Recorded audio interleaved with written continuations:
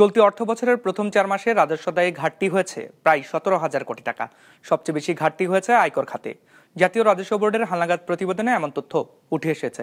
বিশ্লেষকরা বলছেন, ব্যবসা বাণিজ্যের মন্থর গতি ও উচ্চাভিলাষী লক্ষ্যের কারণে এমন অবস্থার সৃষ্টি হয়েছে। আদায় এমন ঘাটতি বাড়াতে পারে সরকারের ধারের প্রবণতা, শঙ্কা বিশ্লেষকদের।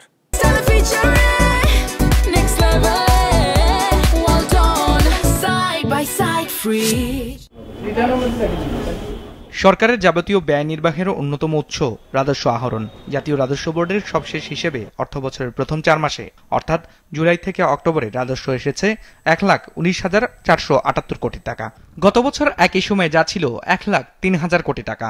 সে হিসেবে বছরের ব্যবধানে প্রবৃদ্ধি হয়েছে 15.5%। তবে এই 4 মাসে শুল্ক কর থেকে রাজস্ব আদায়ের লক্ষ্য ছিল 1,36,000 কোটি টাকা। সে হিসেবে ঘাটতি হয়েছে 17,000 কোটি টাকার বেশি।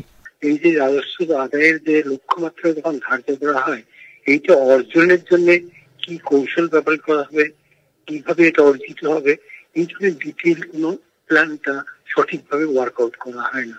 যার ফলে হয় কি, লক্ষ্যমাত্রাটা থাকে একদিকে আর বাস্তবতা থাকে আরেকদিকে।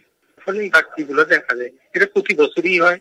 অর্থবছরের প্রথম 4 মাসে রাজস্ব আদায়ে যত ঘাটতি হয়েছে তার অর্ধেকই হয়েছে আয়কর খাতে।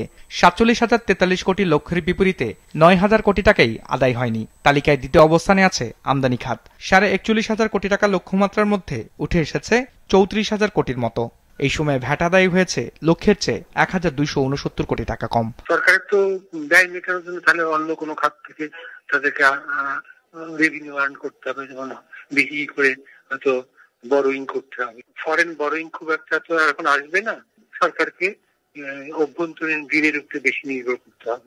এনবিআর এর কাছেও 1 কোটি মানুষের বেশি যে টিআইএন দাঁড়িয়ে আছে, কিন্তু প্রকৃতপক্ষে সাবমিশন কত করা হয় 30 থেকে 32 লাখ। তার মানে হচ্ছে আমাদের এই মানুষগুলা যোগ্য ট্যাক্স দেওয়ার জন্য, কিন্তু কোনোভাবেই তাদেরকে ট্যাক্স নেটের মধ্যে রেগুলারাইজ করতে পারছে না। সেটা কিন্তু এনবিআর এর ব্যর্থতা।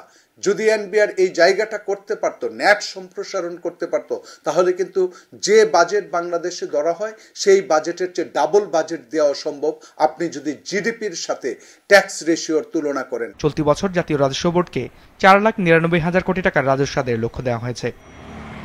রায়হান শোভন, বিজনেস রিপোর্ট, মাছরাঙা টেলিভিশন।